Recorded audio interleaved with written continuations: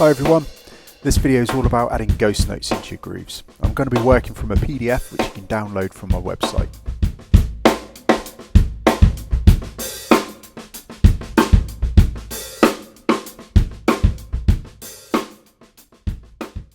Rather than me simply demoing all 48 exercises from the PDF, I felt this video would be more useful if I instead offer up some tips and additional ideas.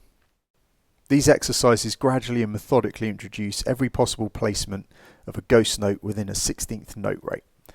Our core pattern throughout is going to be a dead simple 8-beat.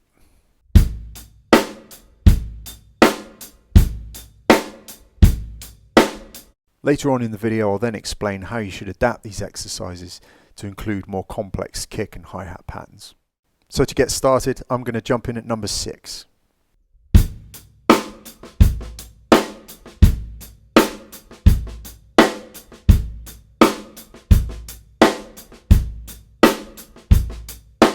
Try to get each backbeat to end low to the snare drum so you can keep your ghost notes quiet.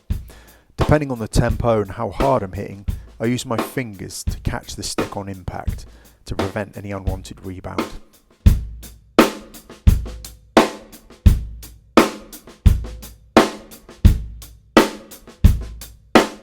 The ghost on the E of beat 3 can be played as an upstroke, raising your stick ready to accent beat 4 as a downstroke.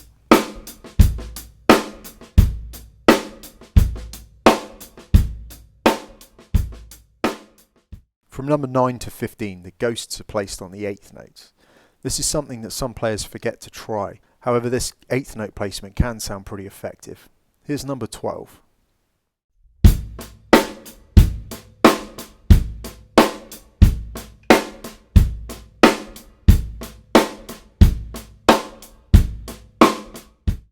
Numbers 16 to 18 are then a few combinations, mixing up the ghost placements that you've learnt so far.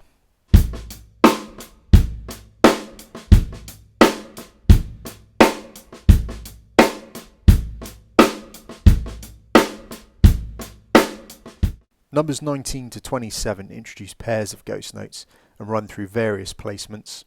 Then numbers 28 and 29 combine all the elements learnt so far.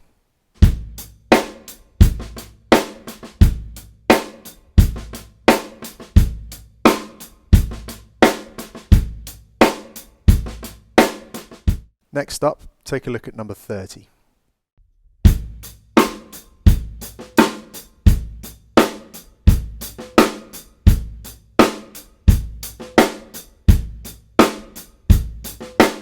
In this one you've got to play a ghost note right before the backbeat on 4. Again, this will require an upstroke. Use a quick up and down motion to achieve the difference in dynamics.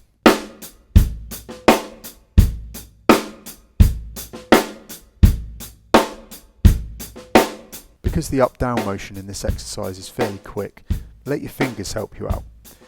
Relax your grip of the stick as you move up and then snap your fingers shut on impact.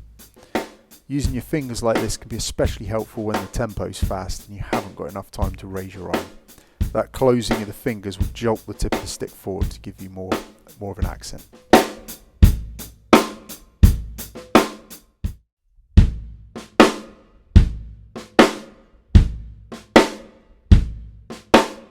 In exercise 32 you'll encounter the next challenge, which is hitting an accent that's immediately followed by a ghost note.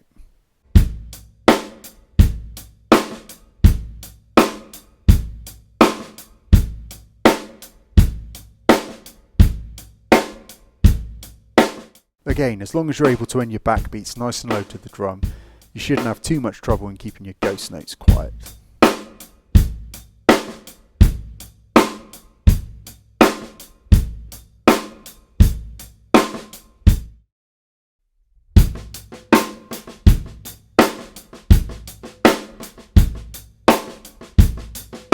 Exercise 40 combines a lot of the elements that you've worked on so far.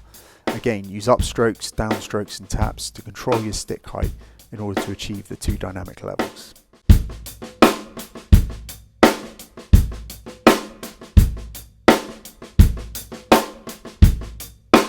Once you can play all these exercises as written, it's time to take things a step further. Here are a few additional things that you should work on. Play back through all the exercises using a different hi-hat pattern. There are a number of useful patterns that you can try, but here are a few that spring to mind.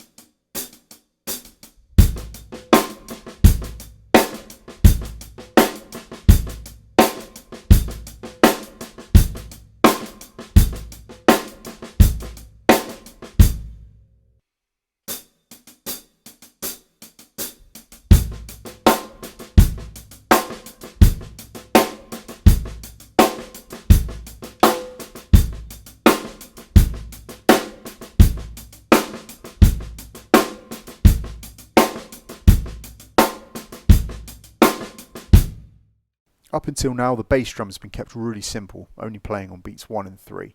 So get creative and add some more complex bass patterns into the exercises. Here's just one example.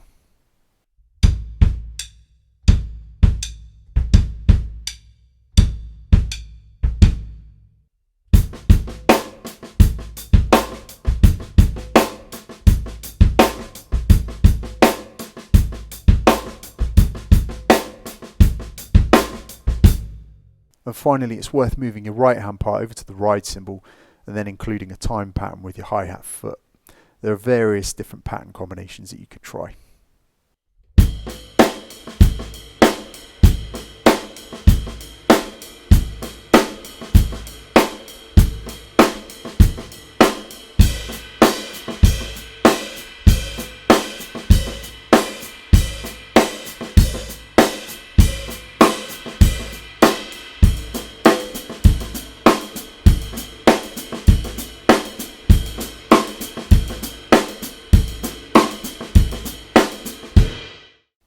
Thanks for watching. I really hope these exercises help develop your ghost note grooves.